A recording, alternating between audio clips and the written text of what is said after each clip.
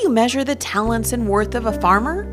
Well, for this group of farmers and ranchers, dollars and cents can't begin to quantify the amount of wealth or success they have had in their lifetimes. That is measured in a much more meaningful way by the special relationship they have developed between themselves and their land.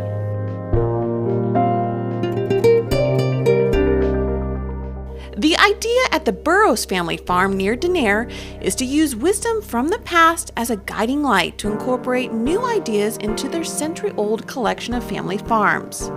And to that extent, owners Rose and Ward Burroughs have a variety of crops and livestock to look after. But over the years, they've also managed to implement a variety of conservation plans at their farms as well. For example, they have their cows graze year-round under a carefully managed grazing method so they don't overwork any one piece of land. They have also created a habitat for a diverse population of birds and mammals and provided a home to dozens of native flowers and plants. All of this is not just a part of their livelihood, but rather a way of life for the Burroughs.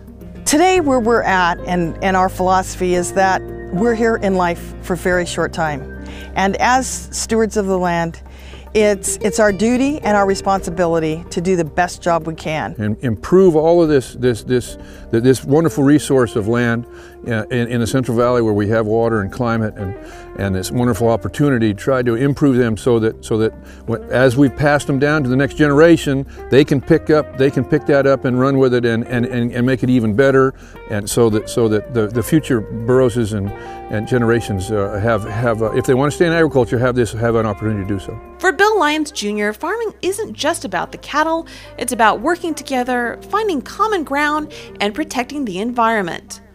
All of which he does every day at his ranch in Stanislaus County, which he and his family have been ranching on for nearly 90 years now. Bill has a long and impressive history in contributing to successful conservation and restoration projects on his property. In fact, he and his family were critical to the successful recovery of the Aleutian goose and its subsequent delisting from the endangered species list. Well, we have a cooperative land management agreement with U.S. Fish and Wildlife Service. So we actually produce corn crops for the Aleutian goose. We flood up certain areas, provide water habitat. We've created wetland areas for the goose and other migratory waterfowl. And we've just developed a very good working relationship with the U.S. Fish and Wildlife Service. You might call Tim Coatman a rancher on the edge, the urban edge, that is. His family came to California in the mid-1800s and eventually settled in Sunol. Today, Tim, his wife Melinda, and their children Clayton and Carrie run a cattle operation on their 900-acre parcel of land. But the ranch, which was once in a remote area of the East Bay, is now surrounded by urban encroachment. A golf course to the north, mega mansions to the east, and Interstate 680 to the west. But the family has persevered, and along with ranching, they have dedicated themselves to the sustainable conservation of their land.